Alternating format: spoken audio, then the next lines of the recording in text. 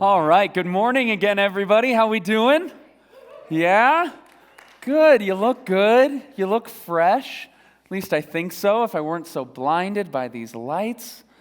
My gosh. Happy to be here. I'm very excited for us to continue this morning on this journey forward that we have been on all week. But before we do, if you don't mind, I actually want to start by taking a little look back. So last week, my wife and I did something that honestly, I haven't done in a really long time. It was last Wednesday.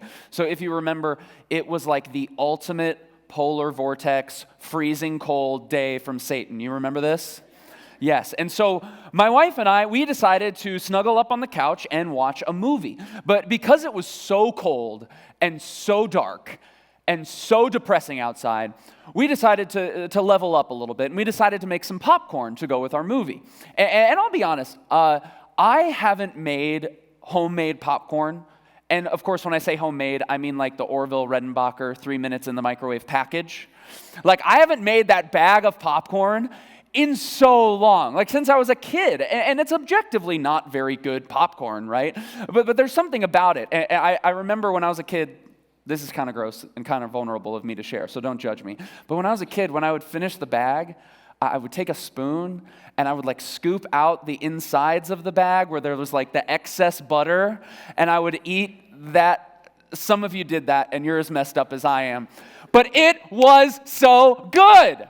It was delicious. And so my wife and I, we just had this really nice night where we sat on the couch, we watched a movie, we ate our popcorn, I ate scooped up butter substitute.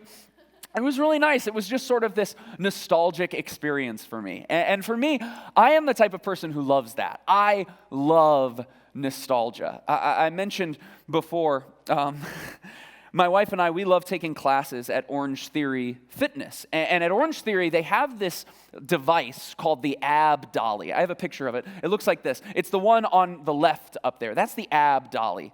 And the first time that I saw an ab dolly, I got all of this nostalgia welling up in me because it reminded me of something from my past. Right? You knew gym class was going to be lit when those came out. Until you broke your finger in one of them. You know what I mean? Those are serious.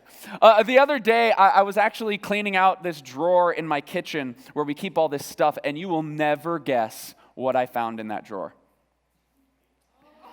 Come on now. It was one shaped like a cat. Silly bands were super dope. A questionable fashion choice in hindsight, but still super dope. And for me, honestly, there's nothing more nostalgic than perhaps music, right? Yes. Come on, don't pretend you did not listen to the Joe Bros. You know, come on, sing it with me. 'Cause I'm slipping into the love. Don't pretend you don't know it. And I'm trying to keep from going under. And baby, you turn the temperature hotter. 'Cause I'm burning up for you, Jesus.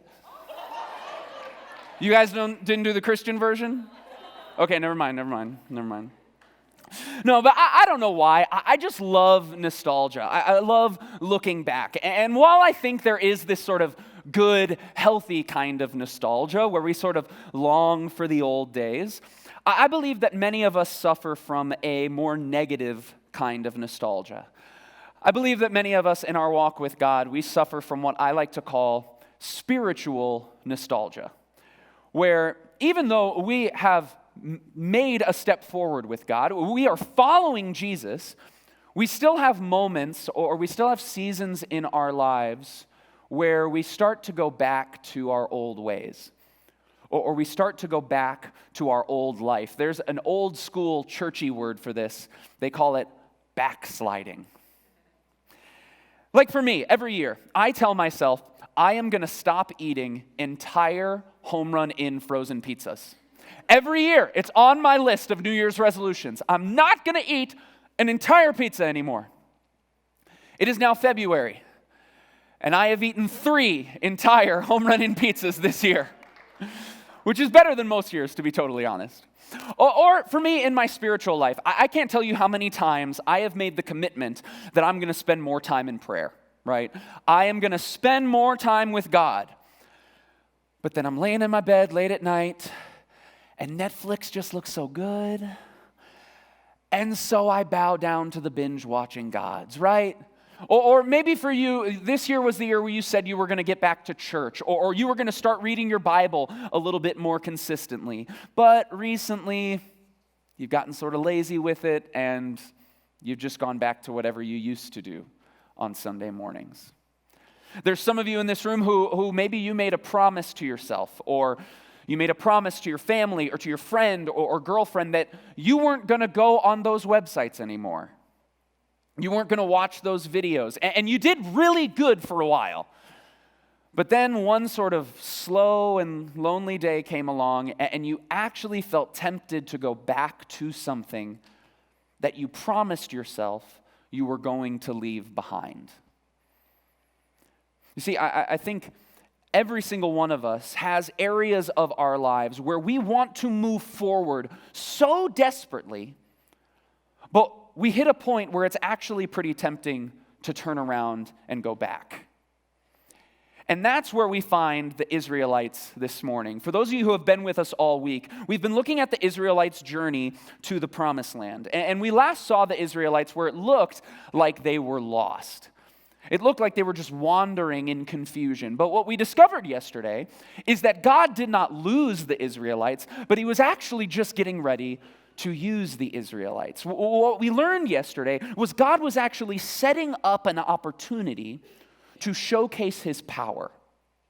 And part of this setup that God had was to entice Pharaoh, the leader of Egypt, where the Israelites had been enslaved. God wanted to entice Pharaoh to go after and pursue the Israelites.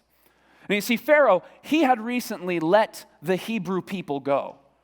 And so he had no slaves anymore. So I'm sure Pharaoh woke up one day and thought, oh, geez, I have no one to work for me now. I have no slaves to serve me. I'll take my slaves back, please. And so what Pharaoh does is, the Bible tells us, he got every chariot in all of Egypt. He mobilized every chariot and he began to pursue the Israelites. And in Exodus chapter 14, verse 10, it says this: as Pharaoh approached, the Israelites looked up, and there were the Egyptians marching after them. They were terrified and cried out to the Lord. They said to Moses, "Was it because there were no graves in Egypt that you brought us to the desert to die? What have you done to us by bringing us out of Egypt? Didn't we say to you in Egypt, 'Leave us alone, let us serve the Egyptians'? It would have been better for us to serve the Egyptians than to die in the desert." So let's review here real quick.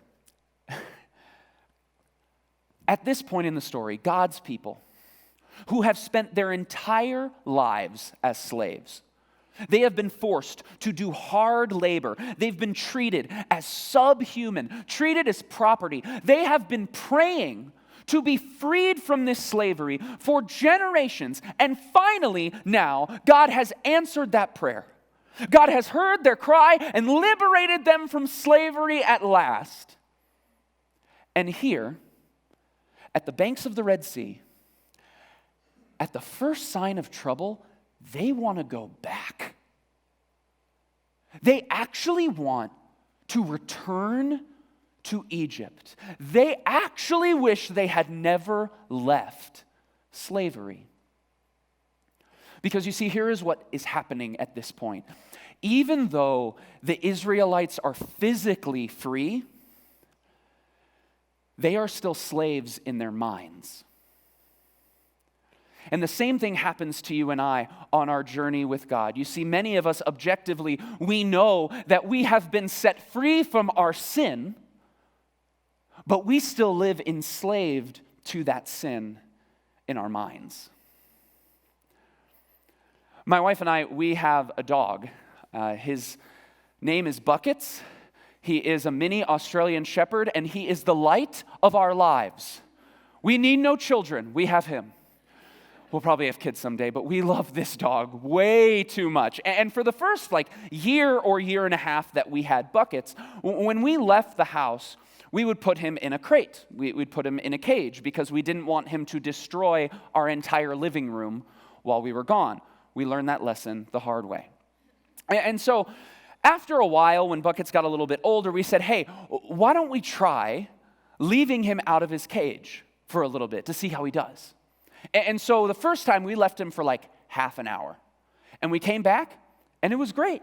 He didn't destroy anything, which was awesome. So the next time, we let him go for about an hour, then 2 hours, then 4 hours. And now, today, I am proud to say I am a good dog parent because we can leave Buckets alone in the house as long as we want, and he doesn't destroy things. He doesn't need his cage anymore.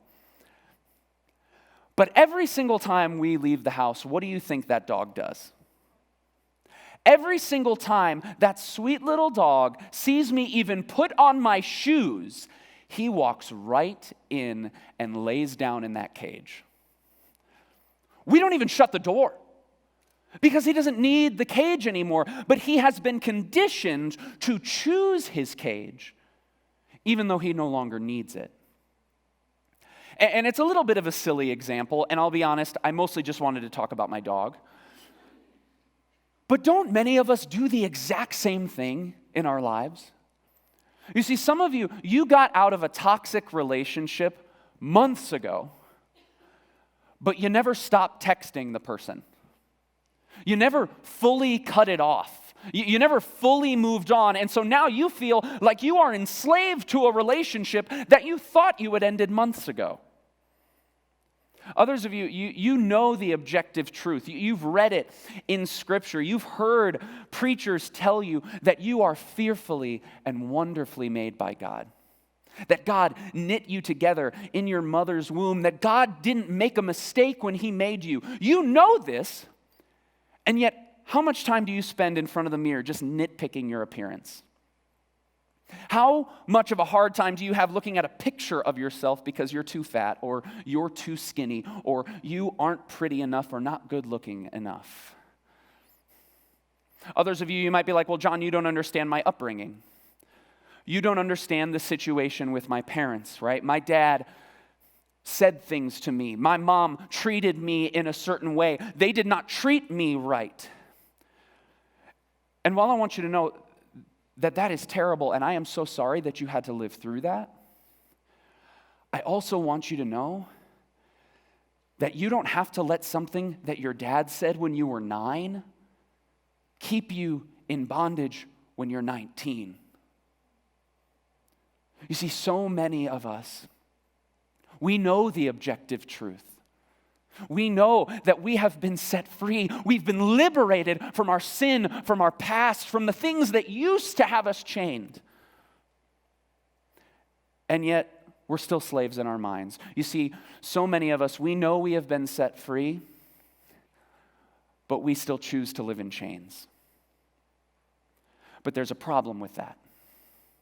There's a problem with a free person choosing to live in chains. And I actually want to show you a picture of what this looks like. I want to bring up Anthony, who is our producer. Can we give Anthony a big round of applause?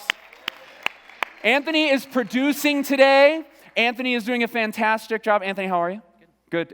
Fantastic. So Anthony, here's what I have. I have this pair of handcuffs here. This is not a magic show. This is not a magic show. I'm sorry. But here's what I want you to do. I want you to take these handcuffs, and I'm going to need you to put these on very tightly.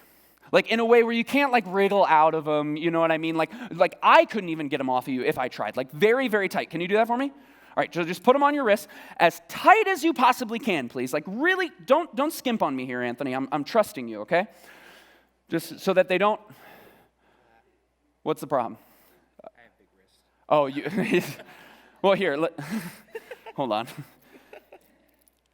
So that they can't come off. Who has small wrists? Maybe. No, I mean, that's all the way. Oh, wait. Oh, sorry. Anthony, there's a problem with these handcuffs. I'm sorry. Sorry, this is really embarrassing. So these are not going to go around your wrists because these don't work. These are broken, Anthony. And you see, here's the thing. You can't put on chains that are already broken, can you? You see it? You see, here's the thing. Here's the thing that I want them to know, Anthony. I want them to know that they can't be controlled by a relationship that they've already been delivered from. You see, you can't be trapped by an addiction that has been broken of its power. You know what I mean? What I want them to see is that you cannot live your old life again because Jesus died to give you a new one. What I want you to see, Anthony, is you can't put on chains that have already been broken. You can't go back to Egypt because you're not a slave anymore. And those chains that used to have you trapped, they don't even work anymore. So why would you choose those chains? Why would you go back to those chains when you could just set them down and begin to move forward with God? The chains don't work anymore. Let's give Anthony a round of applause. Thank you, Anthony. Fantastic. Fantastic.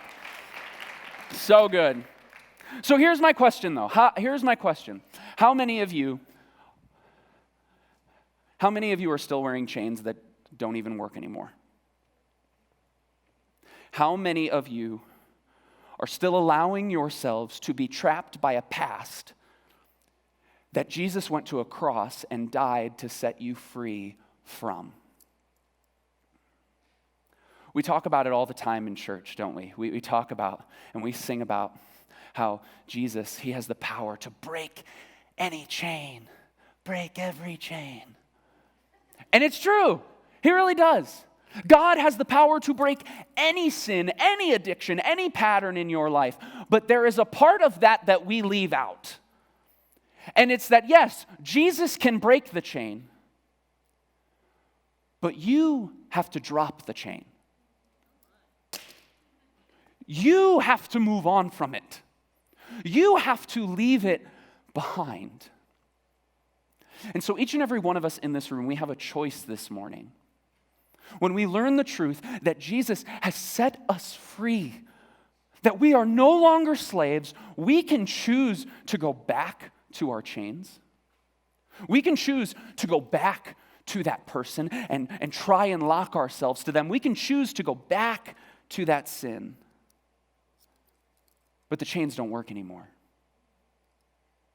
So instead, we could choose to drop the chains, to leave it behind, to let God's grace be enough, and to begin to move forward with Him. You know, in my 14 years of my journey with God, I have watched as God has transformed so many areas of my life. I have watched as God has set me free from so many things. But just like anybody else, I still have times where I feel tempted to choose my chains, to go back to the thing that used to have me trapped. And so what I did was last year I took some time and I wrote down who I know God called and created me to be, who God has freed me to be in each and every area of my life. And I keep them on my phone. And what I do is anytime I sort of feel tempted to go back to my old ways, anytime I start to think that those chains, they actually sound kind of comfortable, anytime I want to go back to Egypt, I open up my phone and I remind myself of the freedom that Jesus died to give me.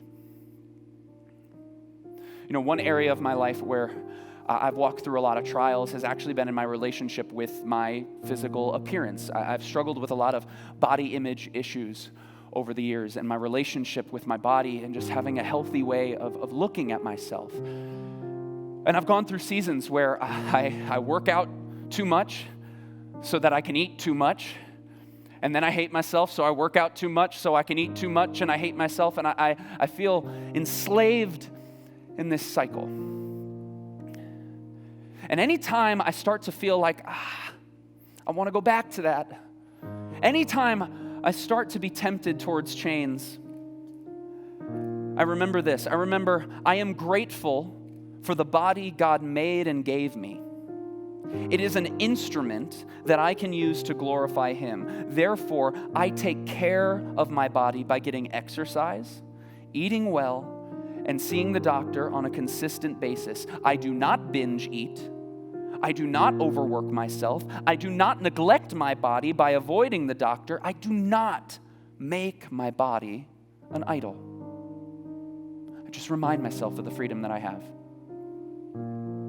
Over the last several years, my relationship with my family, with my parents and my sister, it's gotten a little difficult. I don't see them as much as I used to, and I started to notice this pattern. Even when I do see them, I either completely check out, just sort of sit on the couch, or we end up getting in this huge fight. And it's very easy for me to think that, well, this is the way it's just going to be now that I'm an adult.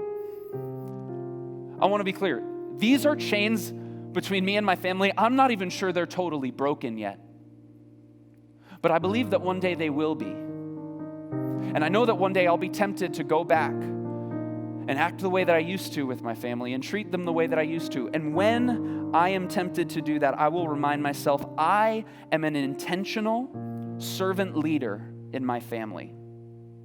I show up and I bring my best self to them every time. I am not absent or unintentional in my family relationships because God has never been absent and unintentional with me. I do not sweep things under the rug, but I deal with issues head on with patience, humility, and grace.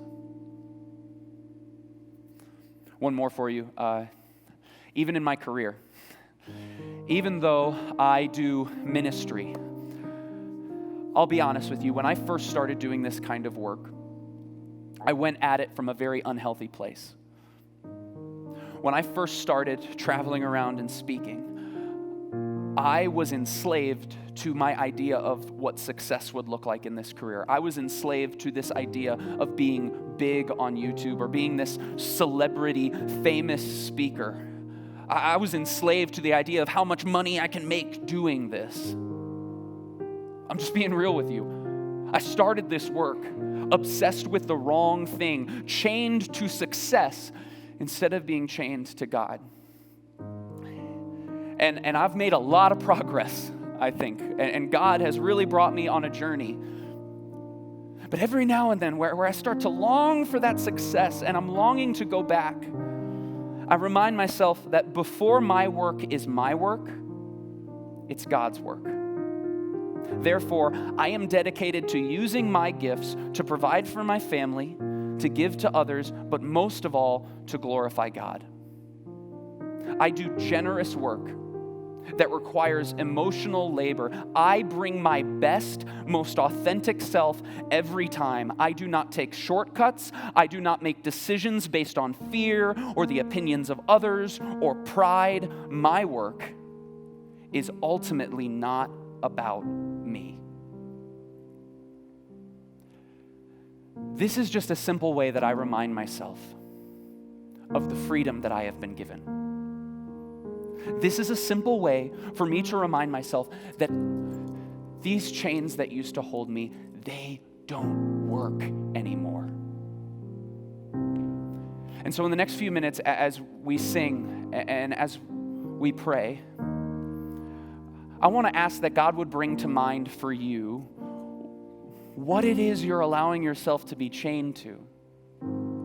What chains from your past you are choosing.